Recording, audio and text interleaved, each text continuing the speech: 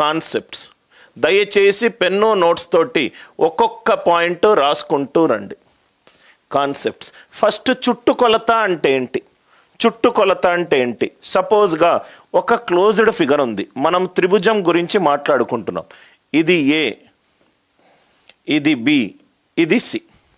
చుట్టుకొలత అంటే ఒక శీర్షం దగ్గర స్టార్ట్ అవ్వండి, ఆ శీర్షం నుంచి భుజాన్ని తాకుతూ, ప్రతి శీర్షాన్ని తాకుతూ మళ్ళీ ఆ శీర్షం దగ్గరికి రండి. దాన్ని మనము చుట్టుకొలత అని అంటాం. దాన్ని మనము చుట్టుకొలత అని అంటాం. మళ్ళీ ఎక్స్ప్లెయిన్ చేస్తున్నాను. చుట్టుకొలత అంటే ఒక శీర్షం దగ్గర మొదలవ్వండి, భుజాన్ని తాకుతూ ప్రతి శీర్షాన్ని టచ్ చేస్తూ మళ్ళీ ఎక్కడైతే స్టార్ట్ అయ్యామో ఆ భుజం దగ్గరకు వచ్చేదాన్ని మనము చుట్టుకొలత, పెరిమీటర్ అని అంటాం. క్యాపిటల్ ఏ ఆపోజిట్, ఇది స్మాల్ ఏ.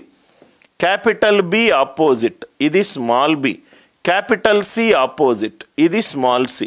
నేను ఎలా అయితే చెప్తున్నానో అలానే మీరు నోట్స్లో రాసుకోండి సార్. ఒక్కొక్క కాన్సెప్ట్కి ఇంటర్లింకింగ్ ఉంది, అది మీకు అర్థమవుతుంది. నేను చెప్పే ప్రతి క్లాస్ నేను ఫిన్లాండ్ అనే కంట్రీని, దాంట్లో ఉన్న విద్యా వ్యవస్థని బాగా ఇష్టపడతాను.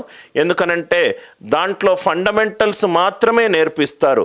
ఇది ప్రపంచ విద్యా సంస్థలలో రైట్, ఫిన్లాండ్ అనే కంట్రీ నంబర్ 1 ఇన్ ఎడ్యుకేషన్ సిస్టమ్.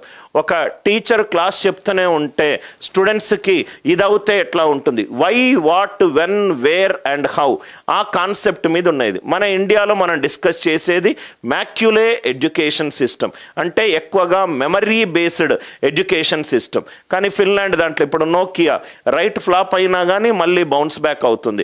వాళ్ళ విద్యా వ్యవస్థ చాలా ఇంపార్టెంట్.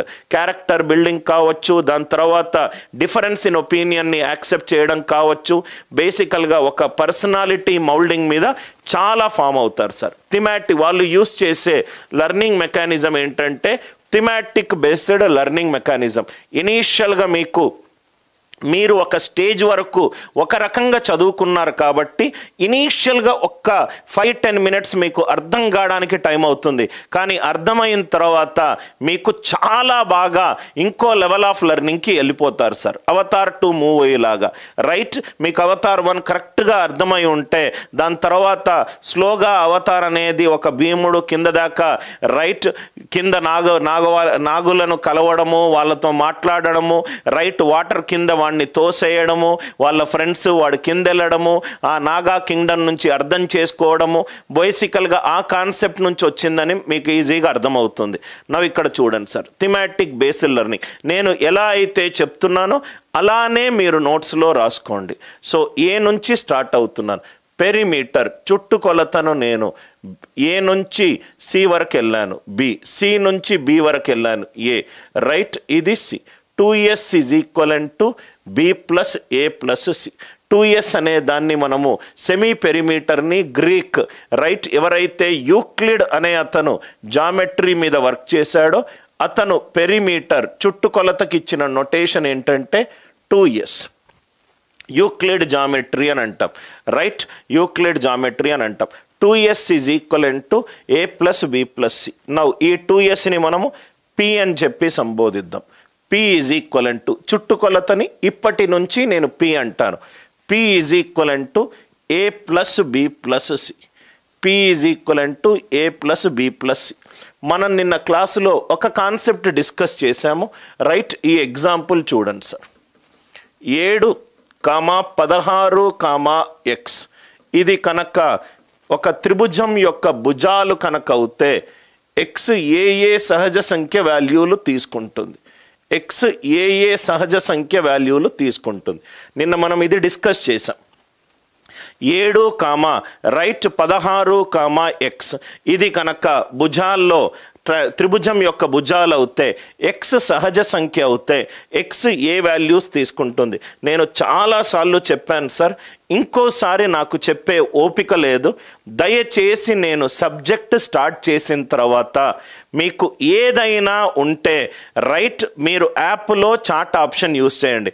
దయచేసి నేను చదువు చెప్పేటప్పుడు, పిల్లలు చదువుకునేటప్పుడు కంప్లీట్గా డిస్ట్రాక్షన్ని అవాయిడ్ చేయాలి అని నేను మనస్ఫూర్తి కోరుకుంటాను.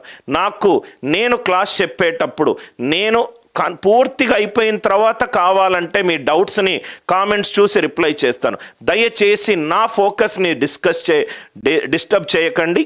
ఏది కూడా అవసరం లేనిది, సబ్జెక్ట్ కాకుండా అవసరం లేని అన్నీ వెయిట్ చేస్తాయి సార్. దానికి 7, 16, x ఒకసారి అర్థమవుతానే ఇటువంటి క్రిటికల్ ప్రాబ్లమ్స్ని సెకండ్స్లో చేయగలుగుతారు.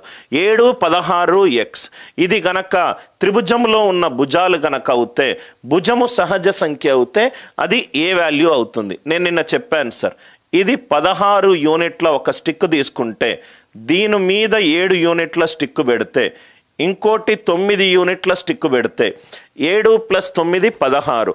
అదే స్కేల్ మీద ఇంకో 2 స్కేల్స్ ఉన్నాయి, అంటే ఒక రేఖ మీద ఇంకో 2 రేఖలు ఉన్నాయి, అప్పుడు త్రిభుజం ఫామ్ అవ్వదు.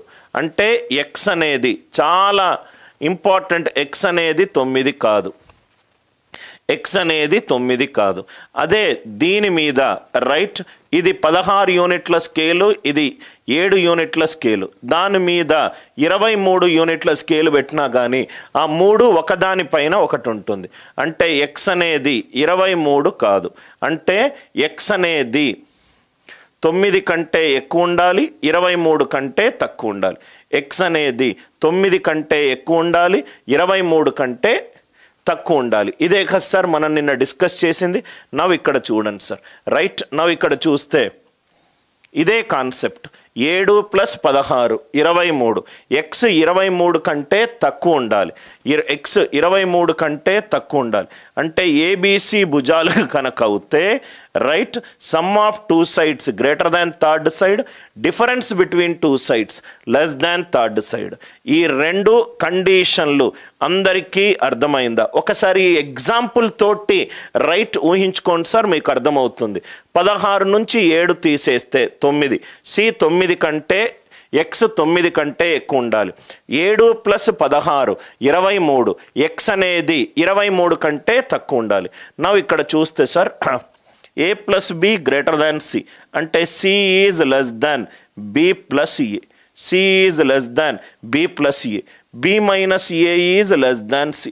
చాలా ఇంపార్టెంట్ కండిషన్ సార్, దయచేసి ఇది నోట్స్లో రాసుకోండి. b minus A less than C less than a + b, అంటే a, b ఇది కనుక ఒక త్రిభుజంలో 2 భుజాలు కనుక అవుతే, a + b అనే ఒక త్రిభుజంలో ఇవి 2 భుజాలు కనుక అవుతే, మూడో భుజము దేని మధ్యలో ఉంటుంది? b minus A B plus A మధ్యలో ఉంటుంది. b minus A B plus A, ఇది మీరు పట్టాల్సిన అవసరం లేదు. ఈ ఎగ్జాంపుల్ మీకు అర్థమవుతే 7, 16 అంటే ఎక్స్ వాల్యూ 9 అవ్వదు, 7 + 9 16 అవుతుంది. అంటే 9 కంటే ఎక్కువ ఉండాలి, b మైనస్ ఏ కంటే ఎక్కువ ఉండాలి, C is greater than b minus A. 16, 7 దాని 2 ఒకదాని పక్కన ఒకటి పెడితే 16 + 7 అంతా 23. సి అనేది 23 రైట్ కాకూడదు, 23 కంటే తక్కువ ఉండాలి, 9 కంటే ఎక్కువ ఉండాలి. సి అనేది b మైనస్ ఏ కంటే ఎక్కువ ఉండాలి, b ప్లస్ ఏ కంటే తక్కువ ఉండాలి. ఈ పాయింట్ అందరికీ అర్థమైందా? అర్థమవుతే దయచేసి ఎస్ అని చెప్పి రిప్లై చేయండి sir. b minus A less than C less than B plus A అర్థమైందా? అంటే ఇక్కడ బోర్డు పైన ఉన్నది రాయడం కాదు, రాస్తున్నప్పుడు ఇలా వచ్చింది ఈ కాన్సెప్ట్ అని తెలుసుకోవడము. అంటే నేను లేనప్పుడు మీరు ఒకరికి ఈ సబ్జెక్ట్ చెప్పేటప్పుడు పూర్తిగా అర్థమయ్యేటట్టు వివరించడము. అంటే ఇది ఇందుకైంది, ఇది ఇందుకు కాలేదు అని చెప్పడము. దయచేసి అందరూ రిప్లై చేయండి సార్. రైట్, ఒక్కో కాన్సెప్ట్ తర్వాత కొన్ని సెకండ్లు నేను మీకు అర్థమైందో లేదో అని అడిగి ముందుకెళ్తాను. స్లోగా వెళ్తాను, కానీ లెవెల్ 0 నుంచి లెవెల్ 3 వరకు వెళ్తాను. పూర్తిగా ఒక సెల్ఫిష్ టీచర్ని, నా దగ్గర చదువుకున్న టీచర్ స్టూడెంట్స్ మిగతా స్టూడెంట్స్ కంటే డిఫరెంట్గా ఉండాలి, ఫాస్ట్గా సాల్వ్ చేయాలి, ఫస్ట్ టైమే క్లియర్ అవ్వాలి అని అనుకునే ఒక సెల్ఫిష్ టీచర్ని. రైట్? మీ అమ్మా నాన్న ఎట్లా అయితే నా కొడుకు తొందరగా సెటిల్ అవ్వాలని కోరుకుంటారో, మీ అమ్మా నాన్న తర్వాత మూడో వ్యక్తిని. రైట్? మీరు క్లాస్ అయిపోయిన తర్వాత మీ యొక్క సర్కిల్లో మిమ్మల్ని డిఫరెంట్గా చూడాలి. B - A less than C less than B+A. ఇది ఫస్ట్ కాన్సెప్ట్.